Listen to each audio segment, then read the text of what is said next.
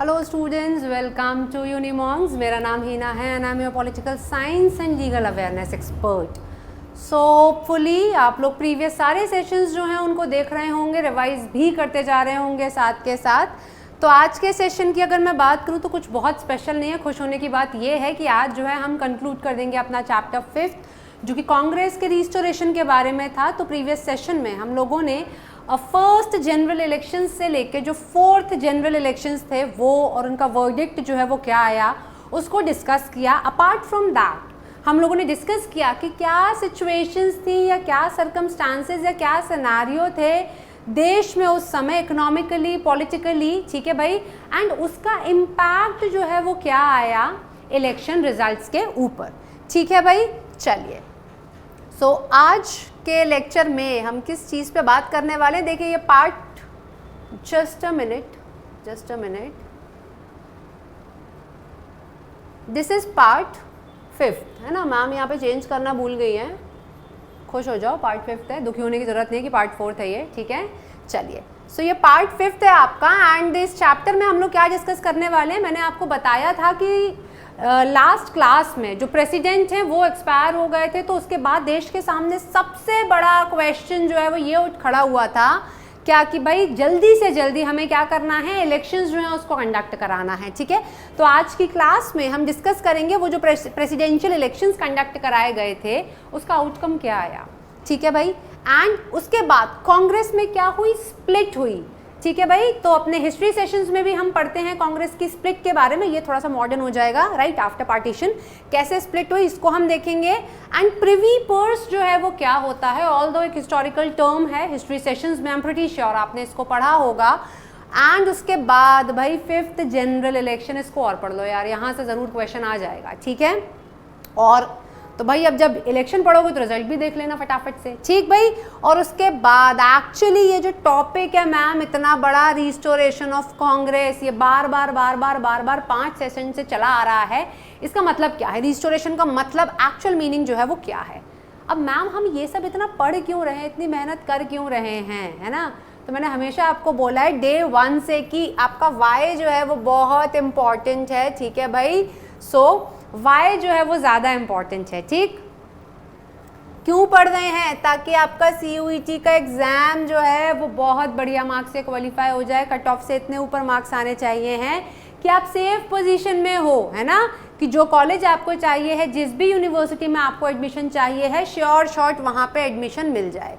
अब यहाँ आप बोलोगे मैम इतनी जद्दोजहद क्यों है अच्छी यूनिवर्सिटीज़ से पढ़ने की, ग्रेजुएशन या पोस्ट ग्रेजुएशन हमेशा जो है वो अच्छी यूनिवर्सिटीज़ से क्यों होना चाहिए है। तो जब हम लोग 10th 12th करते हैं ना, तो पेरेंट्स जो बोलते हैं इतना कि बेटा 10th पे ध्यान दे लो, बेटा 12th पे ध्यान दे लो। सो एक रीज़न है उसका, काफ़ी स्ट्रॉन्ग रीज़न है। जब आप जाओगे, क्योंकि देखो मैंने ग्रेजुएशन किया हुआ है, पोस्ट ग्रेजुएशन भी किया हुआ है, तो आप लोगों से एक्सपीरियंस थोड़ा सा ज़्यादा है। जब भी प्लेसमेंट्स की बात आती है, जब भी कोई एग्ज़ाम, कोई भी कॉम्पिटिटिव एग्ज़ाम क्वालिफाई करने की बात आती है ना, तो हमेशा भीड़ को छांटने के लिए फ़िल्टर लगाया जाता है, और वो क्या होती हैं, आपकी एलिजिबिलिटी क्राइटेरिया। ठीक है, जब हमें लगता है ना कि इस पोस्ट के लिए बहुत सारे लोग अप्लाई करेंगे या बहुत सारे बच्चे अप्लाई करेंगे, सीधे सीधे हम क्या करते हैं, हम थ्रू आउट 60% मांग लेते हैं कि ठीक है भाई 10th में, 12th में, ग्रेजुएशन में आपका क्या होना चाहिए, 60 होना चाहिए, है ना। और अगर आप अच्छे इंस्टीट्यूट या अच्छी यूनिवर्सिटी से पढ़ के निकलते हो तो बच्चों प्लेसमेंट अपॉर्चुनिटीज़ आपको अच्छी मिलती हैं, है ना, आपको एक्सपोजर मिलता है, क्राउड अच्छा होता है जिनके साथ आप उठते बैठते पढ़ते हो। ठीक है भाई, तो इसलिए आपको क्या करना है, यूनिमॉन्ग्स के साथ जुड़े रहना है, यूट्यूब चैनल को फटाफट से सब्सक्राइब कर देना है और कोई भी इंपॉर्टेंट अपडेट जो है उसको मिस नहीं करना है। चलो भाई, तो शुरू करेंगे। बात करते हैं कि जो प्रेसिडेंशियल इलेक्शंस हुए थे, अपने अपने कैंडिडेट्स को इंदिरा गांधी और सिंडिकेट दोनों ने क्या किया, सपोर्ट किया। एंड क्या, पार्टीज से, मतलब पार्टी के जो एमपीज थे, एमपीज मैंने आपको बताया था क्या होते हैं बच्चों, मेंबर ऑफ पार्लियामेंट, तो उनसे क्या रिक्वेस्ट की गई थी कि भाई हमारे जो कैंडिडेट हैं उनको क्या करो, उनको वोट दो। ठीक है भाई, तो इलेक्शन कौन जीता, ये सस्पेंस था लास्ट वाली क्लास में, आज बात करते हैं इस पे, इलेक्शन कौन जीता। वीवी गिरी जो है वो इलेक्शन जीत गए थे। वीवी गिरी कौन सपोर्ट कर रही थी इन्हें, इंदिरा गांधी। ठीक है भाई, तो वीवी गिरी जो है वो जीत गए थे एंड इनके ऑपोजिट कौन थे, कौन लड़ रहे थे इलेक्शन, एन संजीवा रेड्डी। है ना। कौन चाहता था? सिंडिकेट चाहता था कि एन संजीवा रेड्डी जो है वो जीते। सिंडिकेट कौन? वो जो बिग लीडर्स, जो कांग्रेस के अंदर एक ग्रुप जो था वो बना हुआ था, ठीक है भाई, जो पहले चाहते थे या उन्होंने पहले ऑटोमेटिकली ये अज्यूम किया था कि इंदिरा गांधी उन पर डिपेंडेंट रहेंगी अपना काम करने के लिए, बट अनफॉर्चुनेटली ऐसा तो कुछ हुआ नहीं। इंदिरा गांधी तो अपनी पॉलिसीज लेकर आ गई, अपने टर्म्स पे उन्होंने काम किया, ठीक है भाई। अब तो थोड़ी सी ऐसा हो गया ना, ईगो पे बात आ गई भाई कि हम लोग बड़े, हम लोग एक्सपीरियंस्ड, हमको सब कुछ ज़्यादा पता है, ऐसे कैसे ये मतलब इनने अपना प्रेसिडेंशियल इलेक्शन, ये जो प्रेसिडेंशियल इलेक्शन में इनका कैंडिडेट जो है वो जीत गया इंदिरा गांधी का, है ना, इनएक्सपीरियंस थी ना वो, ठीक है भाई। तो ये जो डिफीट थी ना, ये टॉलरेट नहीं कर पाया भाई सिंडिकेट, और फिर उन्होंने अपने क्या सारी की सारी बोलते ना षड्यंत्र वगैरह बनाने शुरू कर देते हैं, बातचीत करना शुरू की, और समहाउ इंदिरा गांधी को पार्टी से एक्सपेल कर दिया गया, उनको निकाल दिया पार्टी से कि भाई तुम जाओ। तो क्या हुआ? जब इंदिरा गांधी को पार्टी से निकाल दिया तो कांग्रेस क्या हो गई? स्प्लिट हो गई, कांग्रेस स्प्लिट हो गई, कांग्रेस आपकी दो फिरकों में बट गई। अब यहाँ से क्वेश्चन देखो, मैं आपको बता देती हूँ, पॉलिटी का भी बन जाएगा और हिस्ट्री का भी बन जाएगा। क्या बन जाएगा भाई? कब हुई थी सूरत स्प्लिट? बताओ जरा मुझे फटाफट से, मुझे मत बताओ, खुद अपने दिमाग पे जोर डालो और सोचो कि इससे पहले हिस्ट्री में पढ़ा है सूरत स्प्लिट के बारे में? पोटेंशियल क्वेश्चन, ठीक, कब हुई थी और उसके बाद अब आके कांग्रेस जो है वो आपकी क्या हो गई? स्प्लिट हो गई, ठीक है भाई। तो चलिए कांग्रेस की स्प्लिट के बारे में अगर हम बात करें तो देखो, कांग्रेस कॉमन एक पार्टी थी, अब Congress O and then Congress R, इसके नाम से आगे आपकी जानी जाएगी। तो बोलो मैम ये क्या है ना, ये कांग्रेस ओ किसकी पार्टी है और कांग्रेस आर जो है वो किसकी पार्टी है? तो आपको ऐसे याद रखना है कि जब ये स्प्लिट हुआ तो सिंडिकेट जो है जिस ग्रुप को सपोर्ट कर रहा था वो कांग्रेस ओ हो गया, और कांग्रेस आर वाला ग्रुप कौन सा था बच्चों? इंदिरा गांधी वाला, ठीक है, ये आपको याद रखना है। कभी कभार मैच द फॉलोइंग में ऐसे क्वेश्चंस जो हैं वो पूछे जा सकते हैं, राइट। चलिए भाई, सो अब तो कांग्रेस ओ, यहाँ पे ओ स्टैंड्स फॉर योर ऑर्गेनाइजेशन, तो कांग्रेस ओ जो है वो सिंडिकेट की पार्टी थी। अब तो आपको सिंडिकेट का मीनिंग एकदम बाय हार्ट याद हो जाना चाहिए, है कि मैं नींद से उठा के भी पूछ लूँ ना सिंडिकेट क्या था, तो सिंडिकेट बैंक नहीं, सिंडिकेट वो बड़े लीडर्स का ग्रुप था विद इन कांग्रेस, राइट, ठीक है भाई। एंड कांग्रेस आर जो थी वो आपकी किसकी? अरे बाद में एक्टिवेट कर लेंगे किसको भाई? आपके जस्ट अ मिनट स्टूडेंट्स, या हाँ जी। सो कांग्रेस आर जो है वो इंदिरा गांधी की पार्टी थी, सिंपल सॉर्टेड एकदम क्लियर, ठीक है भाई। चलिए अब देखो, अब यहाँ पे जब स्प्लिट हो गया, फॉर एग्जाम्पल ये ऐसे देखो, ये भाई बड़ा प्लॉट है ना, मेरे पास प्लॉट है 10,000 स्क्वायर फीट का, मेरा और मेरे भाई का, हमारी जॉइंट प्रॉपर्टी है। अब मेरे भाई ने बोला बहन अब प्रॉपर्टी क्या करेंगे, अलग अलग करेंगे, तो हम दोनों में क्या हुआ? स्प्लिट हो गया। बोले 5-5 हज़ार स्क्वायर फीट दोनों जो है वो इक्वली हम डिवाइड कर लेते हैं। तो ऑब्वियसली पहले जो कलेक्टिव शेयर था वो ज़्यादा था, अब जो हमको मिला वो क्या मिला? वो छोटा मिला कंपैरेटिवली, राइट। तो ये क्या हो गया? 5 and 5 हो गया। तो वैसे ही जब स्प्लिट हो गया कांग्रेस में, तो जो मेंबर ऑफ क्या थे आपके पार्लियामेंट, जो नंबर ऑफ एमपीज थे वो क्या हो गए? वो डिवाइड हो गए। तो अभी जो कांग्रेस आपकी मेजॉरिटी में थी, जिसको सबसे ज़्यादा सीट्स मिली हुई थी, अनफॉर्चुनेटली अब वो क्या बन गई अपने देश में? माइनॉरिटी। क्लियर इतना? सो ये जो स्प्लिट हुआ कांग्रेस का, इससे कांग्रेस आपकी क्या बन गई? माइनॉरिटी बन गई। एंड प्रीवियस क्लास में मैंने आपको बताया था 1967 बहुत इंपॉर्टेंट है, लैंडमार्क ईयर है। जब भी हम हिस्ट्री या पॉलिटी पढ़ते हैं, मतलब पोस्ट पार्टीशन अगर हम बात करते हैं, तो 1967 अपने आप में बहुत इंपॉर्टेंट ईयर। क्यों?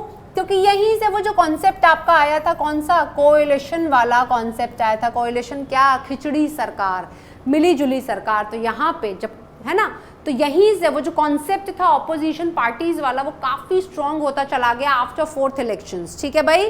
तो यस, अब कुछ ऑपोजिशन पार्टीज ऐसी थी जिन्होंने क्या सोचा, जिन्होंने सोचा कि भाई हम क्या करेंगे, हम लोग कांग्रेस को सपोर्ट करेंगे। तो नाम याद रख लेना, पेपर में पूछा जा सकता है कि कौन सी ऐसी पॉलिटिकल पार्टीज थी जिन्होंने स्प्लिट के बाद कांग्रेस को सपोर्ट किया। तो किसने सपोर्ट किया भाई? डीएमके, एंड CPI, ठीक है। तो ये दोनों की दोनों पार्टीज ने किसको सपोर्ट किया? कांग्रेस को सपोर्ट किया, ठीक। और इनके सपोर्ट से, कल मैंने आपको बताया था, इन्हीं दोनों के सपोर्ट से कांग्रेस ने क्या किया? सेंटर में गवर्नमेंट बना ली। तो ये गवर्नमेंट कैसी कहलाई जाएगी?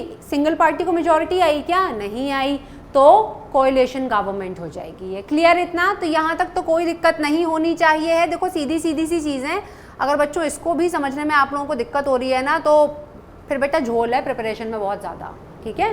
ये बहुत बेसिक सी चीज़ें हैं और ये बिल्कुल टिप्स पे होनी चाहिए हैं।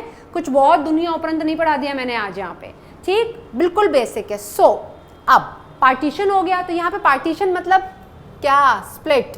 अब स्प्लिट के बाद इंदिरा गांधी वाली पार्टी जो है उसको सपोर्ट मिल रहा था, है ना भाई, मतलब सबने इंदिरा गांधी वाली पार्टी को ज़्यादा सपोर्ट मिल रहा था। ऐसा क्यों हो रहा था हम जानेंगे।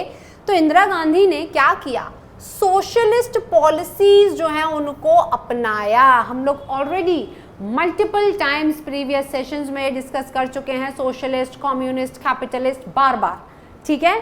तो सोशलिस्ट पॉलिसीज का मतलब क्या? कि more attention towards the poor. देश में ज़्यादा से ज़्यादा अटेंशन किसकी तरफ दी जाएगी?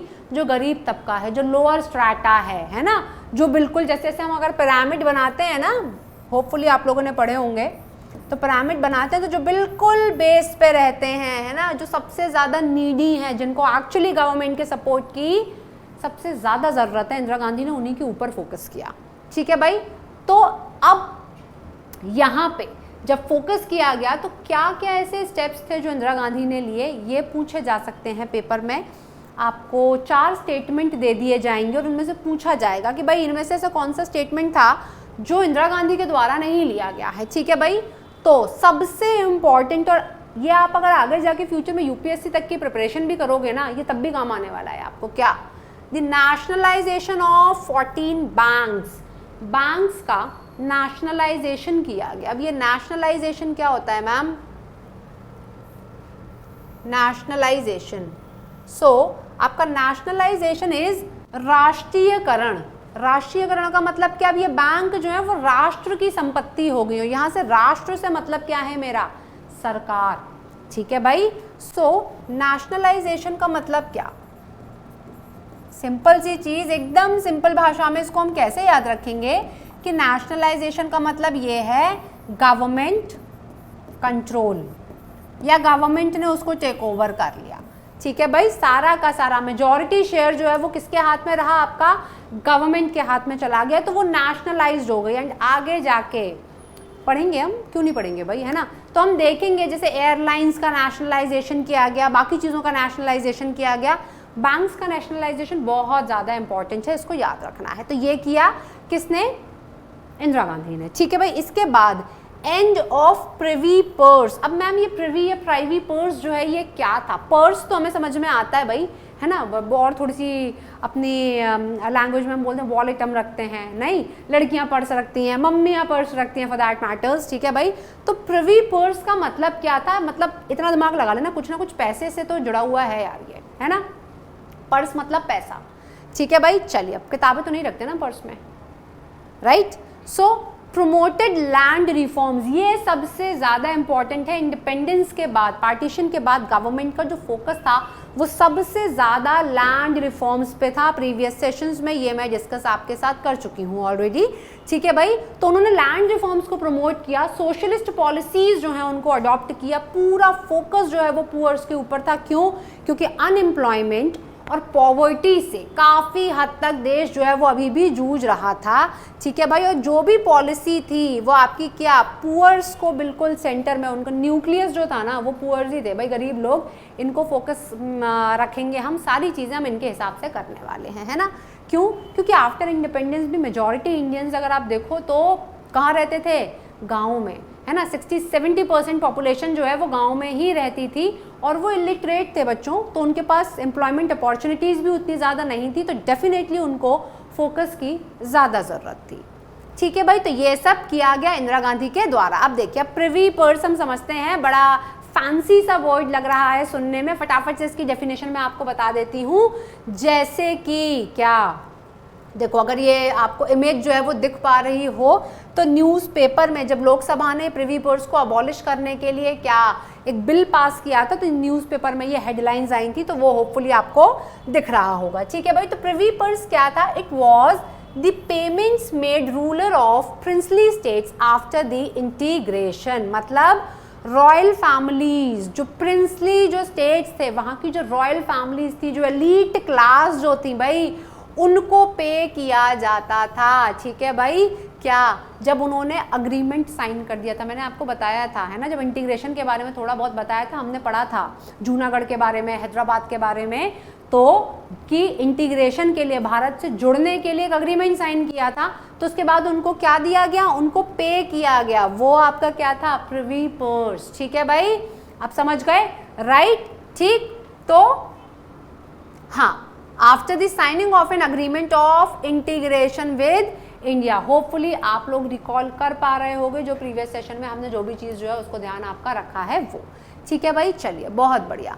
तो ये आपका प्रिवी पर्स हो गया। अब इसके बाद हम बात करेंगे क्या, इसके बाद 1970 में सरकार गिर गई, ठीक है ना, तो उसके बाद 1971 में फिर से इलेक्शंस हुए। आप बोलोगे मैम फिर से, ये लास्ट है, ठीक है, आई एम श्योर, ठीक है, मतलब प्रॉमिस, पिंकी वाला प्रॉमिस, ये लास्ट है बिल्कुल, इसके बाद कोई इलेक्शन नहीं पढ़ाने वाली हूँ मैं, मुझे पता है बार बार रिपीटेशन होता है तो हम बोर हो जाते हैं। 1971 में इलेक्शंस हुए, अब इसमें क्या हुआ ये याद रख लेना, 1971 में हुए। अब मैंने आपको बता दिया था क्योंकि कांग्रेस में स्प्लिट हो चुका था, 36 का आंकड़ा ऑलरेडी था, जो कि सबको पता लग चुका था कि वो जो सिंडिकेट वर्सेस इंदिरा गांधी हो गया है, आप बिल्कुल है ना, क्या कांग्रेस ओ वर्सेस कांग्रेस आर। कांग्रेस ओ किसकी पार्टी थी? कांग्रेस ओ जो है वो सिंडिकेट की पार्टी थी, एंड कांग्रेस आर जो है वो किसकी पार्टी थी? वो इंदिरा गांधी वाली पार्टी थी। कूल भाई, बहुत बढ़िया, ठीक है। तो कांग्रेस ओ वर्सेस कांग्रेस आर। अब यहाँ पे सबको क्या लगा कि कांग्रेस ओ जो है उसको सपोर्ट कहाँ से आ रहा था बच्चों? सिंडिकेट से सपोर्ट आ रहा था, राइट। तो डेफिनेटली सिंडिकेट में कौन थे? बड़े बड़े लीडर्स थे, तो ऑटोमेटिकली सबने अज्यूम कर लिया कि ये लोग बड़े हैं, ये लोग ज़्यादा एक्सपीरियंस्ड हैं, इनको ज़्यादा चीज़ें पता हैं, तो क्या रियल पावर जो है वो यही लोग एक्सरसाइज करेंगे, इन्हीं के पास जो है वो रियल पावर होने वाली है। So everyone believe what, that the real power was with Congress ओ। ठीक है भाई, तो यहाँ पे क्या हुआ, आपकी ग्रैंड अलायंस भी बनी, है ना। ग्रैंड मतलब बड़े लेवल पे क्या आपकी जो पार्टीज थी, कौन कौन सी? नॉन कांग्रेस पार्टीज और नॉन कम्युनिस्ट पार्टीज थी, उन्होंने मिलकर अपना एक ग्रुप बना लिया कि भाई इलेक्शंस हैं, हम अपना ग्रुप बना रहे हैं और हम लोग क्या करेंगे, हम लोग साथ में लड़ेंगे। ठीक है बच्चों, अब इलेक्शंस के लिए कैंपेनिंग शुरू हुई। जैसे कैंपेनिंग क्या होती है? प्रचार, है ना। बड़े बड़े वो जो स्टार प्रचारक नहीं आते हैं कि भाई आप इस पार्टी को वोट दीजिए, आप उस पार्टी को वोट दीजिए, नहीं, तो वैसे ही कैंपेनिंग शुरू हुई। तो कैंपेनिंग में होता क्या है? कैंपेनिंग में सिंपल सी चीज़ है कि जो आपका मैनिफेस्टो होता है किसी भी पॉलिटिकल पार्टी का, उनके जो ऑब्जेक्टिव्स होते हैं कि भाई अगर हम पावर में आ जाएंगे तो हम ये करेंगे, वो करेंगे, वो सारी चीज़ें वो सारी चीज़ें हम क्या करते हैं? हम जनता के सामने रखते हैं ताकि हम उनको बता पाएँ कि भाई ये हमारा एजेंडा है, दिस इज़ आवर ऑब्जेक्टिव, और हम इस हिसाब से क्या करेंगे, काम करेंगे। ठीक है भाई, तो इलेक्शन कैंपेनिंग में इंदिरा गांधी जो कि सोशलिस्ट पॉलिसीज़ को फॉलो कर रही थी, जो कि पुअर सेंट्रिक पॉलिसीज़ फ्रेम कर रही थी, उन्होंने क्या नारा दिया? गरीबी हटाओ। मल्टीपल टाइम्स ये क्वेश्चन पेपर में पूछा गया है कि ये जो गरीबी हटाओ वाला नारा था ये कब दिया गया था और किसने दिया था? ठीक है, तो किसने दिया था? इंदिरा गांधी ने दिया था। कब? जब वो 1971 वाले इलेक्शंस के लिए कैंपेन कर रही थी, राइट। और ऑपोजिशन मतलब वो सिंडिकेट, वो तो वैसे ही चिड़े बैठे थे इंदिरा गांधी से, उन्होंने पार्टी वार्टी से निकाल दिया था। वो क्या बोले? भाई तुम इंदिरा को हटाओ, इंदिरा गांधी हटाओ।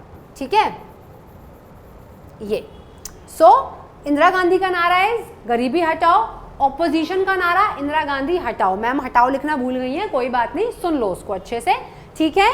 चलिए, अब छोटी मोटी गलतियां तो हो ही जाती है ना। वो कौन सी मूवी का डायलॉग था वो DDLJ का कि बड़े बड़े शहरों में छोटी छोटी जो भी होता है, ठीक है भाई, देखी थी मैंने मूवी 4-5 दिन पहले, अब मुझे याद नहीं है। तो इलेक्शन के रिजल्ट आए, सब क्या सोच रहे थे पहले से कि कांग्रेस ओ जो है ना, बड़े बड़े लीडर्स हैं, तो वो लोग जो हैं आपके जीत जाएंगे। तो इलेक्शन के रिजल्ट जैसे आए ना बच्चों, उससे सबको क्या लगा शौक लगा लगा, अरे वो कौन सा ऐड आता है शौक लगा, एंकर का आता है ना, यस। तो वैसा सा शौक लग गया सबको। कैसे शौक लग गया भाई, इंदिरा गांधी की पार्टी जीत गई थी, जिसको आपने पार्टी से बाहर निकाल दिया, जिसको आप इनएक्सपीरियंस्ड बोल रहे हो, वो तो जीत गए। उनको कौन सपोर्ट कर रही थी, उनको सीपीआई सपोर्ट कर रही थी। तो जो ये सीपीआई और कांग्रेस आर वाला जो ग्रुप था वो जीत गए, बहुत बढ़िया। और जो कांग्रेस ओ और जो ग्रैंड अलायंस थी ना, वो लोग हार गए। आप मानोगे नहीं, ये जो ग्रैंड अलायंस और जो कांग्रेस थी ना, ये कांग्रेस ओ जो थे, इनको 40 से भी कम सीटें आई थी। और बाकी मतलब लास्ट 4 इलेक्शंस की बात करूं तो उनसे भी ज़्यादा सीट्स आई थी कांग्रेस आर और जो सीपीआई वाली अलायंस है उसको। तो इसी के साथ Congress R and Indira Gandhi they made a comeback, ठीक है, वो वापस आ गए। अब ऑब्वियसली उनके हाथ में पावर थी, क्यों, क्योंकि वो इलेक्शंस जीत चुके थे, उनके जो मतलब उनके पास ज़्यादा मेंबर ऑफ पार्लियामेंट थे, ठीक है, तो डेफिनेटली उनके पास क्या थी, मेजॉरिटी थी। अब वो सारा काम क्या कर सकते थे, अपने हिसाब से कर सकते थे, ठीक है भाई, बहुत ही बढ़िया। अब जस्ट अ मिनट, यस, अब वाई कांग्रेस आर, ये जीती क्यों मैम, इनएक्सपीरियंस थे, आपने तो इतनी सारी बातें बताई, पर ऐसे क्या रीजंस थे जिनकी वजह से कांग्रेस आर जो है वो जीत गई। देखो क्यों जीती, पॉपुलैरिटी ऑफ इंदिरा गांधी भाई अब तक, क्योंकि गरीबों के लिए इतना काम कर रही थी, गरीबी हटाओ नारा उन्होंने दिया है ना, और सोशलिस्ट प्रिंसिपल्स को वो फॉलो कर रही थी, काफ़ी सारे काम उन्होंने किए, तो वो काफ़ी पॉपुलर हो चुकी थी। उसके अलावा यस, वो पॉवर्टी वाला स्लोगन, क्या, गरीबी हटाओ, ठीक है, लोग ना इन चीज़ों से रिलेट कर पाते हैं। आप जब भी देखना कैंपेन जब भी किया जाता है इलेक्शंस के लिए, तो इसी तरीके की बातें बोली जाती हैं, इसी तरीके की बातें की जाती हैं, ताकि लोग जो हैं वो क्या हों, लोग सुने और समझे और रिलेट कर पाएँ कि नहीं, ये लीडर जो है ये हमारी बात समझ रहा है, ठीक है भाई।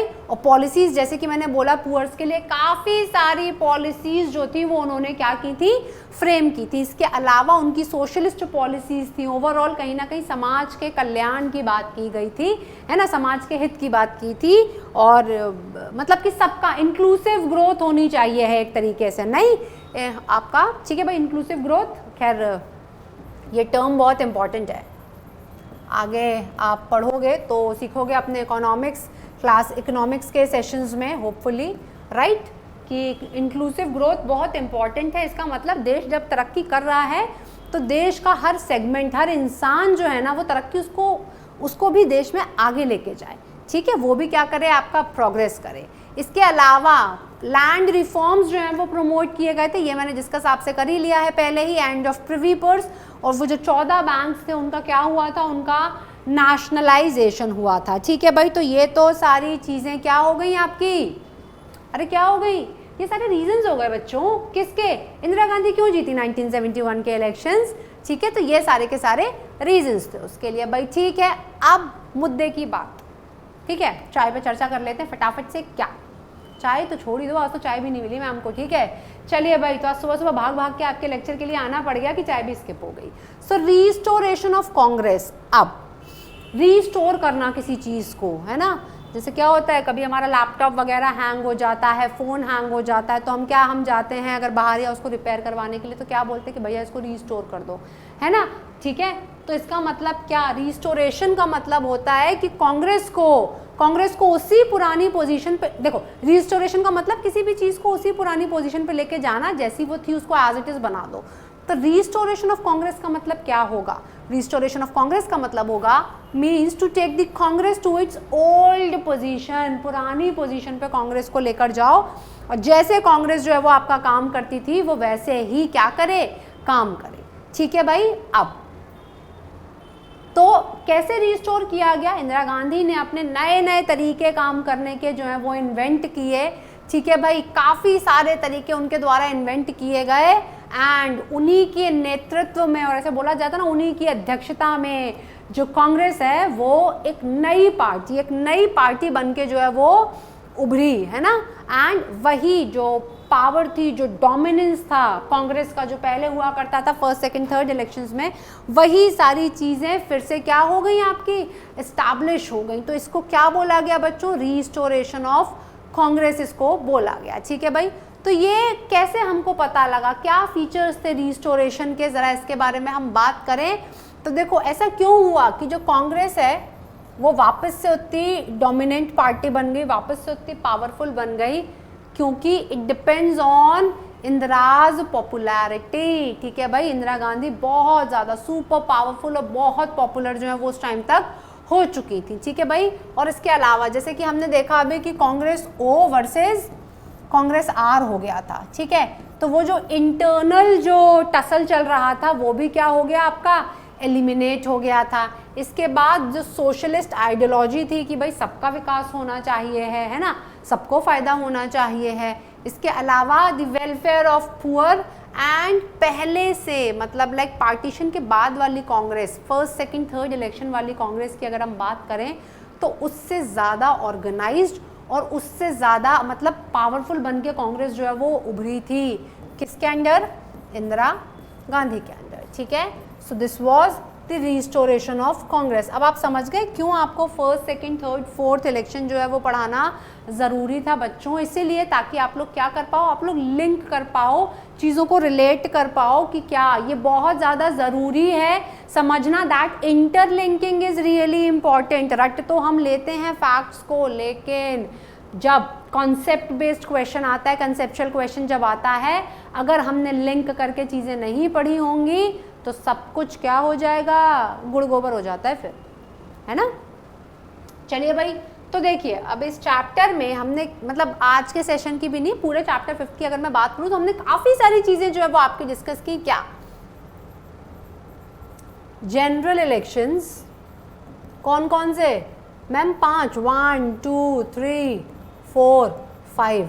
देश में क्या क्या कंडीशंस जो हैं वो देश में क्या क्या थी, आपके वॉर्स जो डिस्कस किए थे 1962 वाला और 1965 वाला। जरा जल्दी से अपने दिमाग पे जोर डालो और बता दो मुझे 65 में किसके साथ युद्ध हुआ था और 62 में जो है वो किसके साथ हुआ था, बताओ फटाफट से। चाइना के साथ कब हुआ था और पाकिस्तान के साथ कब हुआ था। ठीक है भाई, इसके अलावा मोरारजी देसाई, लाल बहादुर शास्त्री, इंदिरा गांधी, जवाहरलाल नेहरू, इन सब के बारे में हमने क्या किया, आपका डिस्कस किया आज ही के सेशन में। और उसके बाद कि किस तरीके से जब इंदिरा गांधी को चूज़ किया गया लीडर, है ना, तो भाई किस तरीके से मतलब एक नॉट एग्जैक्टली रिवोल्ट पर ओपोजिशन मतलब ना अपोज किया गया उस चीज़ का, एंड आगे काफ़ी समय तक वो चीज़ उनको झेलनी पड़ी। ठीक है, तो ये सारी चीज़ें थी। अब यहाँ से वही कॉन्सेप्ट बेस्ड क्वेश्चन बनते हैं। येस, क्वेश्चन बनेगा 1967 वाला, ठीक है ना, कि ये लैंडमार्क ईयर क्यों है।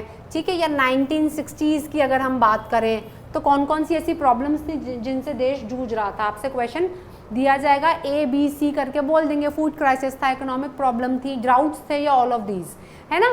तो यहाँ पे जब तक आपके कॉन्सेप्ट नहीं क्लियर होंगे ना तब तक आपको क्या समझ में नहीं आएगा। ठीक है भाई, चलिए।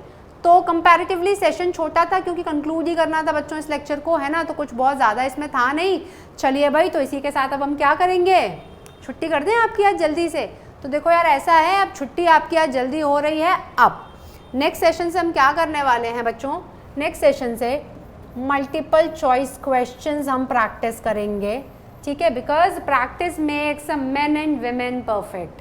तो परफेक्ट बनना है कि नहीं बनना है, परफेक्ट नहीं, तभी तो यूनिमॉन्क्स ज्वाइन किया हुआ है भाई, तभी तो यहाँ क्लासेस कर रहे हैं ताकि परफेक्ट बन जाएं और CUET का एग्जाम जो है वो फटाफट से हमारा क्या हो जाए, क्वालिफाई हो जाए। तो MCQs प्रैक्टिस करेंगे। तो it is my humble request, 1 से लेके 5 तक के जो भी चैप्टर्स हैं काइंडली रिवाइज देम, है ना।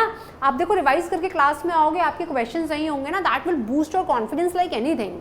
ठीक है, राइट। तो क्या करना है, पढ़ के आना है हमें क्लास में बढ़िया तरीके से। चलो भाई, तो इसी के साथ सेशन को क्या करेंगे, वाइंड अप करेंगे। Thank you so much for watching this video. And कहानी में ट्विस्ट है बच्चों, यूट्यूब चैनल को सब्सक्राइब कर दो जल्दी से ताकि कोई भी इंपॉर्टेंट अपडेट जो है वो आप लोग मिस नहीं करो। So thank you so much for watching this video. Bye bye, take care students, bye bye.